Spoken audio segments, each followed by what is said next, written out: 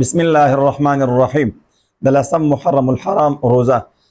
یوم عاشورا هم ورته وایي د عاشورې روزه هم ورته وایي. د مسلم شریف حدیث د پیغمبر علیه الصلاۃ والسلام فرمای د رمضان نه پس بهترینه روزه د محرم د لسمې ورځې روزه ده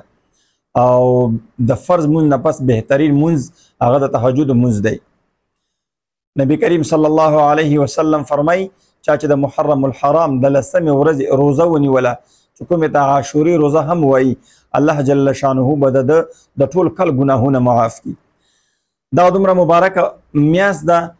چې په دغه مبارکه میاشت په لسم تاریخ باندې د موسی علیه السلام شپږ لکه لښکر هغوی ته د فرعون د غلامۍ نه نجات میلاو سو او الله جل شانه د فرعون لعین لشکر په دغه ورځ باندې سمندر کې په بحر کې کوم د غرق او د موسی علیه السلام قوم ته خلاص نو چې کله د فرعون لشکر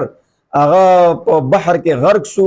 نو موسی علیه السلام د شکریې په توګه باندې په لسم محرم باندې روزه ونیوله. نو پیغمبر علیه السلام حدیث مبارک ده پیغمبر علیه السلام فرمایي چې مونږ هم د موسی علیه السلام په اقتدا کې په لسم محرم باندې روزه نیسو.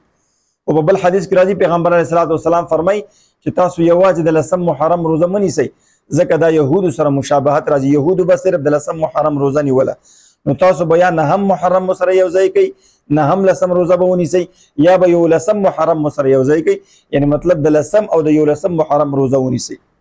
او بل حدیث کې راځي پیغمبر علیه السلام فرمایي چې تاسو په لسم محرم باندې په خپل اهل او عیال باندې وسعت وکئ مطلب بهترین خوراک پې وکئ چې څومره مو وس وي بهترین خوراک په خپل اهل او عیال باندې وکئ. ځکه د امام بیهقي رحمه الله دا حدیث نقل کړی هغه فرمایي چې پیغمبر علیه السلام فرمایي چې چا په دغه ورځ باندې په خپل اهل او عیال باندې وسعت وکړه مطلب ښه خوراک یې پې وکړه الله جل شانه به په دغه سړي باندې ټول کال ښه خوراک خوري د مال فراخي به پې راولي. د دغه حدیث راوي سفیان ابن عیینه رحمه الله هغه فرمایي چې ما دا تجربه که او یقینا ما درست پیدا که